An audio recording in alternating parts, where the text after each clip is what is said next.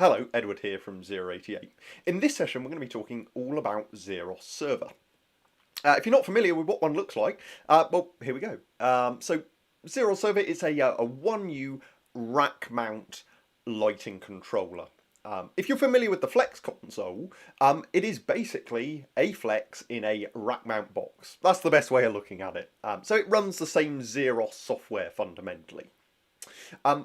There's kind of 4 key ways that you can use ZerOS server, which is what we're going to be exploring in this session. So you've got standalone control, you've got show replay, tracking backup, and architectural to DMX.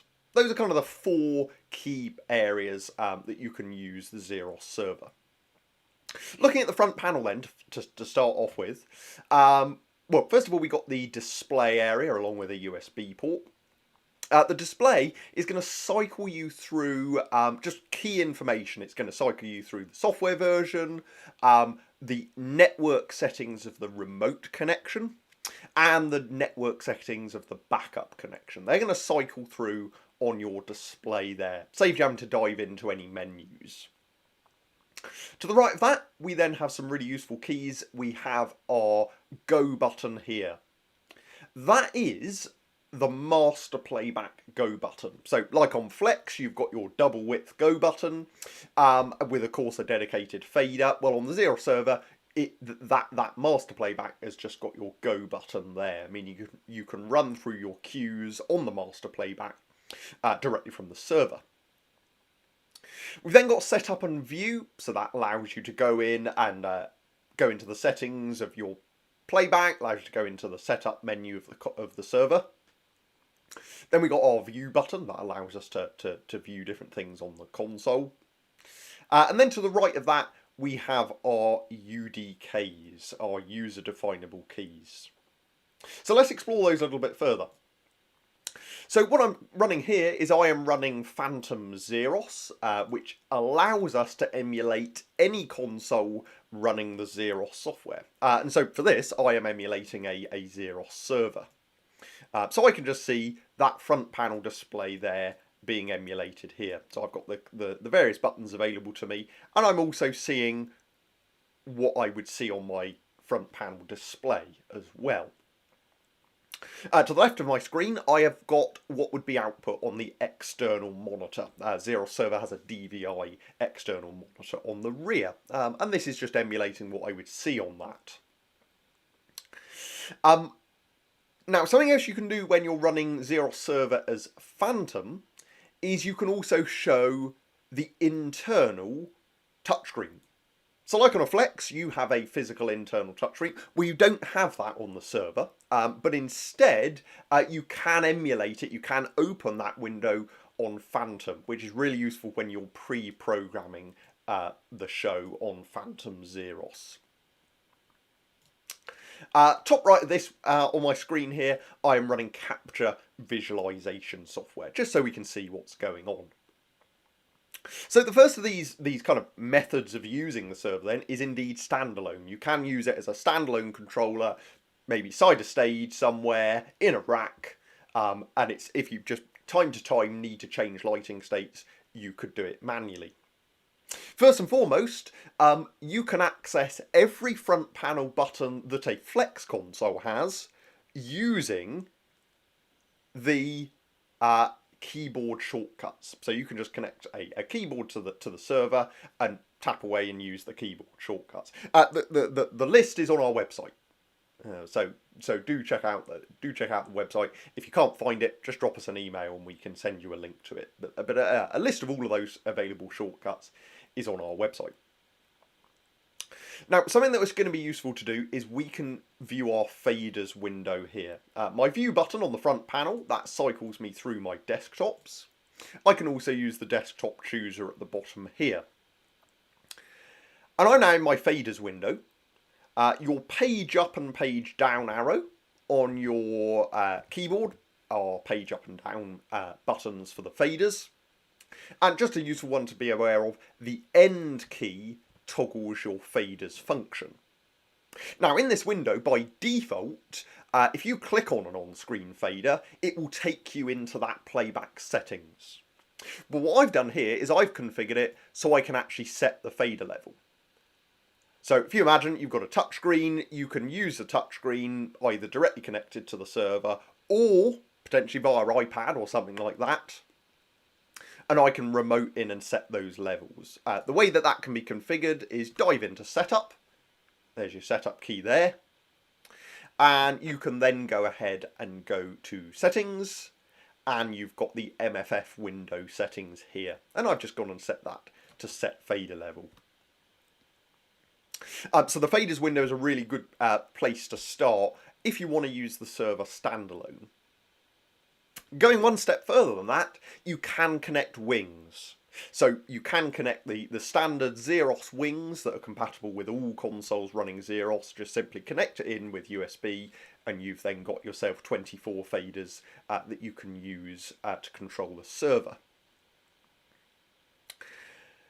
Running along the top of the faders window, this is showing us what our UDKs are doing. And our UDKs, of course, are also displayed on our front panel display here, our user definable keys. So they can be 3 key functions. They could be channel data on there. You could have shortcuts on those keys, or they could be some advanced functions. So let's take a look at some of those. On my first UDK there, I've got a bit of channel data on there. I've literally recorded a lighting straight onto that UDK. If you wish to program a lighting state, go and grab your lights that you want. I'm going to go and grab those lights there. I'm then going to go and put those in a position, something like that, and I'm going to put them in a colour. And when I've done that, I can tap R, which is the shortcut for record, and I can then literally tap on any of those UDKs that are flashing away at me. I'm going to double tap clear, and that is mapped to the escape key on ZerOS server. And I've now got my UDK there that I can use to recall that lighting state. By default, it will be a flash button, but if you hold the setup key, which of course is also available on your front panel, if you hold the setup key and tap your UDK, that will open your UDK settings on the external monitor. And so I could actually now go and say, no, I want that button function to be a latch, and I'm actually going to apply a fade up and down time. So now that can click that once and it will fade in, click it again, and it will fade down. Now by default the UDKs are page locked, and that means no matter what playback page you're on, and again I'm using the page up and page down buttons on my laptop right now, your UDKs stay as they are. But if I dive into the UDK settings again, I could actually go and turn page lock off and click OK. My little padlock disappears. And that means now, if I change page, well, I could have something else on that UDK. I could have a different lighting state entirely. Maybe I want to go and say 69 through colour 10, get my sight light, and I'm also going to now record that onto UDK number 2, but this is now on page 2. So I can now flash my sight using that UDK on that page, go back to page 1, and I've got a different lighting state on that page. So this means you've got 10 pages of this. So that could give you 40 different UDK, 40 different lighting states directly from your ZerOS server's front panel. So that's useful to be aware of. So that's channel data information, but what we can also stick on one of these UDKs is a shortcut. Okay, so a shortcut allows us to tap that button and essentially turn that button into either a group, a palette, or a macro. Macros are really powerful when it comes to ZerOS server. Check out a future session that will be running on macros. We're not going to explore macros today, but check out the other session for information on macros. But let's say there's a group of lights that I regularly use. Let's say maybe I want to use group 11 regularly. Well, in that case, what I can do is I can use the syntax group 11, and I tapped my letter G to bring group into my command line. I can say group 11, tap record, and you'll notice I've tapped record, but my UDKs aren't flashing. Normally when you press record, they'll flash. That's because the console knows that I'm recording a shortcut UDK and not channel data. I'm then going to go and tap UDK number 3. And you can see now that's popped group 11 into my faders window. So that means I can now click on that button and it will select group 11 for me. And I can then straight away jump in there and say home, for example, and get control of those lights. It's exactly the same process if I wanted to put a colour on there. So if I was regularly using colour palette number 10, for example, I could say colour 10, record to there. And I could now go and select that, turn them on, and use my UDK to put them in a colour. To get rid of a UDK, you can tap the delete button on your keyboard and click the UDK you want to get rid of. And I can confirm that. As I mentioned, macros are also a really useful one to put on there. You would just use the syntax macro number, record and tap it. And that will allow you to then put a macro onto that UDK if you wish to. The last thing that they can be, the third function that a UDK can be, is an advanced function. To access that, hold the setup key and tap an empty UDK. And you will then have a series of options. First of all, you've got that page lock option again, allowing you to say whether that button is always this function, or you can change the page to get different functions. And then you've got two functions, the normal function, so when you press the button normally, or when you use the shift button. Remember, you've got a physical shift key on your ZerOS server that you can use to access the additional functions. Both of these drop downs show the same items. So you can just go and say what you want normally and what you want shifted. A really useful one you might want in there is the ability to highlight, for example. Another really common one is park and unpark. So press it once, it will park a fixture, shift and tap it, and it will unpark it. And then get that information displayed in there. Parking, by the way, allows me to say, for example, 49, home. I could then go and park it by clicking my park UDK, and now that's essentially frozen that fixture. I would then have to select that and shift and tap it to unpark it to regain control. So that is the UDKs. Directly on your front panel there, available for you to use. And of course I can see them here on my external monitor. I can use my external monitor to trigger these, and that also means that you can access them from an iPad as well. Because anything that you see on here you can access from an iPad. Anything you see on the external monitor could be accessed from an iPad, a phone or a laptop. I mentioned wings, of course. You can put the wings, connect the wings on a keyboard, and you're well away. You can then access all of the controls that you might want to.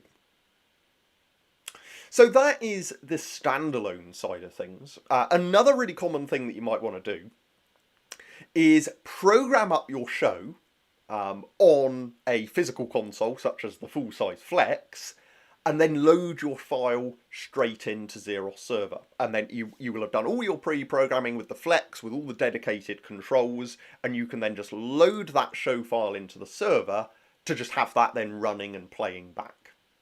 To load in show files, you can go into Setup, so press your Setup key. You can go to Load and choose that show file to load in. When you've done that, your show file is going to load in with all of the necessary information. And when it comes to show replay, something that might be really useful to configure is triggers. Because the ZerOS server, it has the same rear panel as a Flex console. Let's take a look at that now. So the rear panel Let's start this end. Consists of a little D sub connector. That's where you can wire in remote switches. You can wire in 8 switches that literally just connect between one of these pins and the common pin. And when that makes a connection, that can trigger something. What can it trigger? Well, that's what you can define within the remote switches. So each of those 8 remote switches can either trigger a specific queue or a specific macro. And you can configure those from in there. We've then got sound to light for if you're doing stuff with chases. That might be quite useful for gyms and things like that. If you've got just a standard rig, you've got a server in a cupboard somewhere, and it means that you could have your lights flashing to the audio. You've then got MIDI. MIDI's a really powerful tool on the server. It's got an in and an out or a through. The nice thing about that is it allows you to daisy chain the ZerOS server as part of a larger MIDI system. Have a MIDI feed going in and have it then looping out to another device that can be triggered. In terms of MIDI, these are your 3 MIDI protocols: MIDI timecode, MIDI show control, MIDI notes. I won't go into detail on configuring each of those protocols in this session. If you want to know more though, either check out the online manual or drop us an email. But those are the 3 protocols you can configure. Show control, really useful if you just want to remotely trigger cues on the master playback.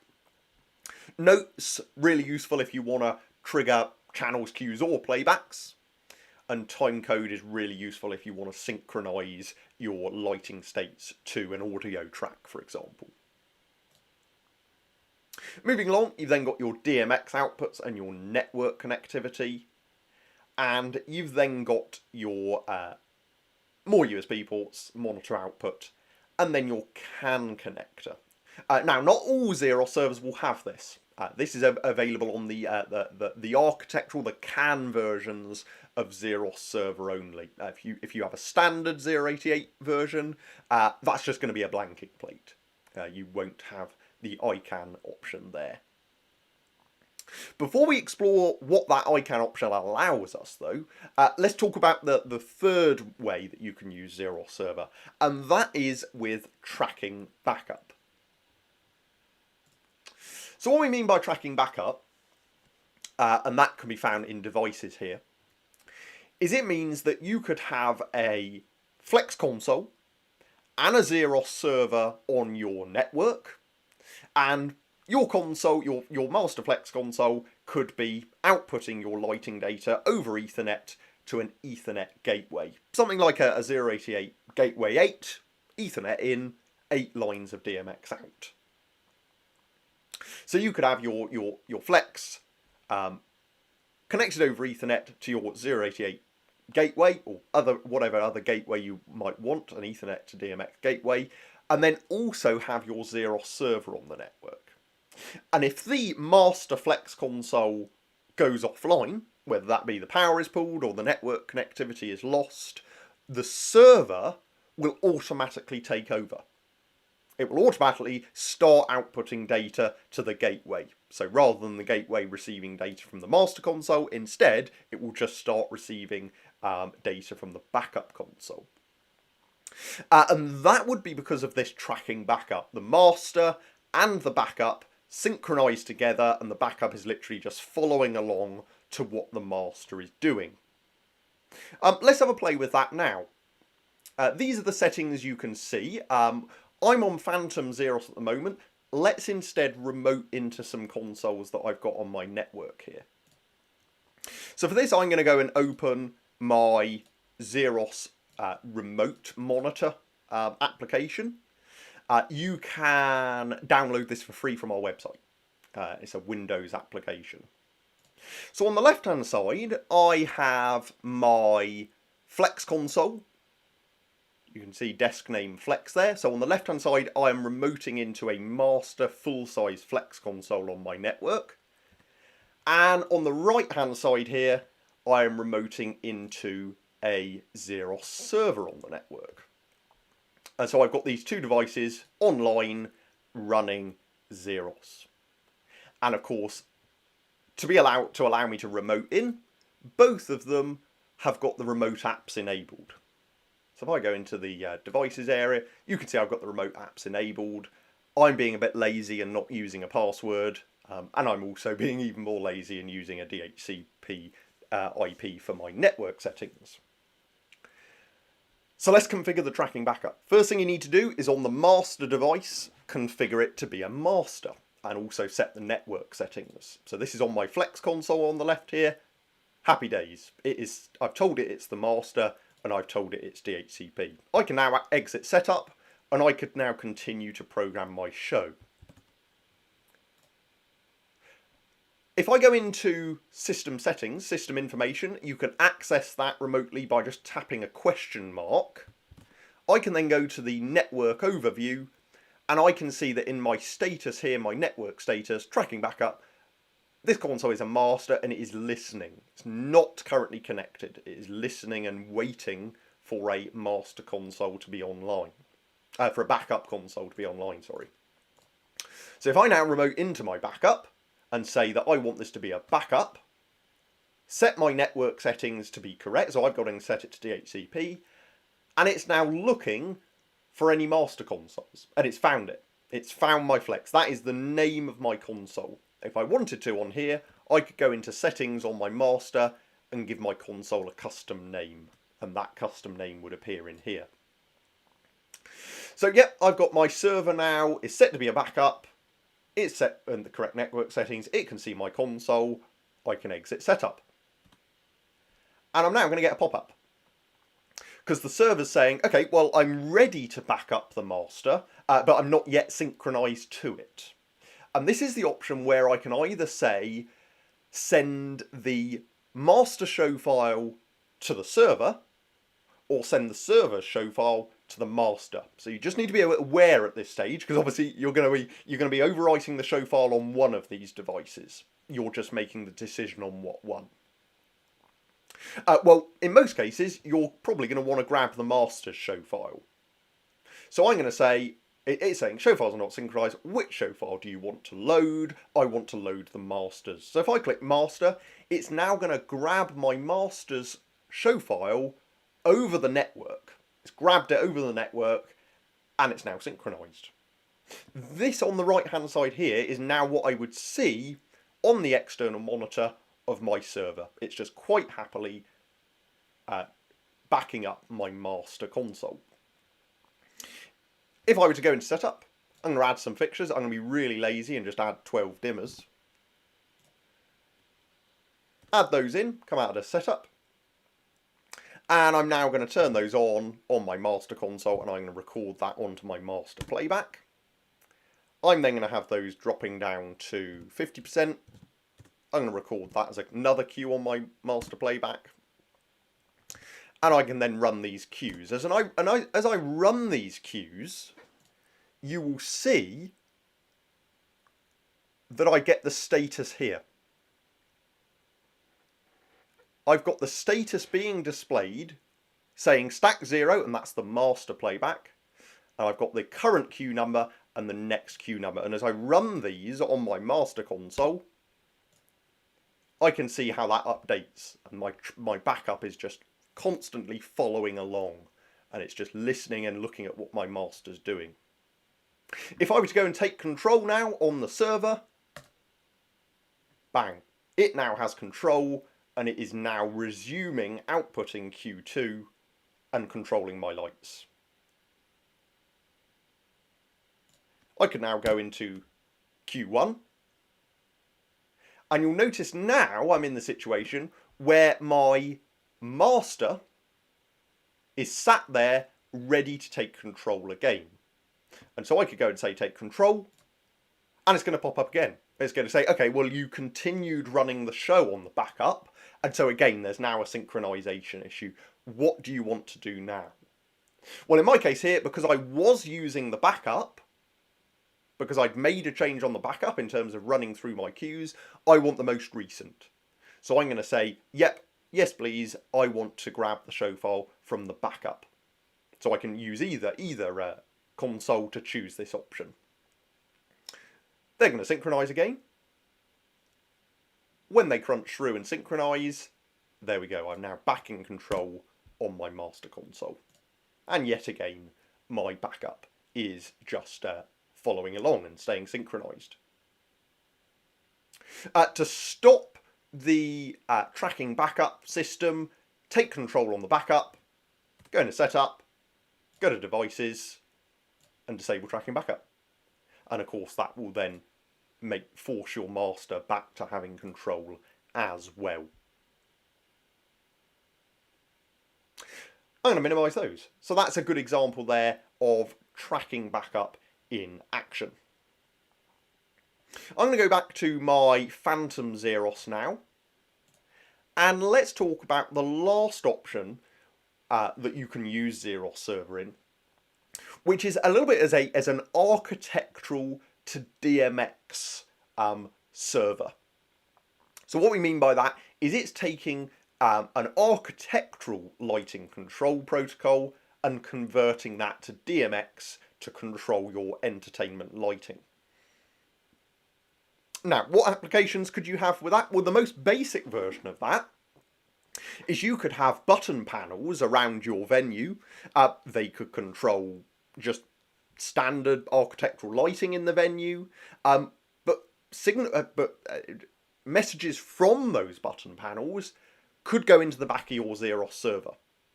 And if your ZerOS server is the CAN version, that's where your CAN connector here comes in. That's where you'd wire that protocol in. So if you go to triggers and you've got a CAN version, you can see that ICANN, which is the protocol, will be enabled by default. And first thing to be aware of with the ICANN protocol is it fundamentally consists of area numbers, and within those areas you have scenes. So let's take a really basic, for example, 8-button button panel. That might be set to area 1, and then each of the buttons on that panel are scenes 1 through to 8. So all of them are within area 1, scenes 1 through to 8. And what I can do is I could, essentially in ZerOS, areas are mapped to playbacks. So if I come out of setup and I go and view my master playback here, I'm just going to go and program some very basic cues. So fixture 49, that's my first cue. Turn that off. Grab the next light, that's my next cue. I'm just going to repeat that again. So I've got 3 cues now. If I dive into the settings of my master playback, you can hold the setup key and tap the master playback's go button. Go to advanced and you've got your CAN virtual area. So what I could say is okay, well I want this to be a virtual area of 1 and click OK. And so now this is listening for scene messages on area number 1 of this ICANN protocol. So that means if I've got my button panel now and I send it and using this button panel, which is configured to be area 1, and I go and press button 2, that is going to trigger Q2 of this playback. Equally, if I go and press button 3, that's therefore going to go and trigger Q number 3 of this playback. You could have multiple button panels for different areas in your venue, and each of these areas could just have a different playback on your server. And you can just literally go into the settings here and configure which area number this playback is assigned. It's not just button panels, there's loads of different devices you can configure. You could have touch screens that if you press it, it sends an area command along with a scene number. And so you can integrate that fully with the server. Now, the last thing to be aware of when it comes to an architectural system is you can send architectural source controller information, and that can output raw DMX values from your server. So if I dive into the settings, go to triggers, I can add a source controller. And this is just a way that in the architectural configuration software, this now gives me access to control remotely via the server the first block of 128 DMX channels. And so you'd be able to see those displayed in the architectural configuration software, and you could then go in and say, right, bring up DMX channel 2. And that would just literally tell the server to output channel DMX channel 2, and it would just control it with the raw DMX values. So that's ZerOS Server. That is an overview of all of the various kind of methods you can use it, and some tips and tricks along the way on how you can best get the most out of those various ways of using the server. I hope you found it useful, and if you've got any questions at all, please do drop us an email to support@zero88.com. Thanks very much for watching.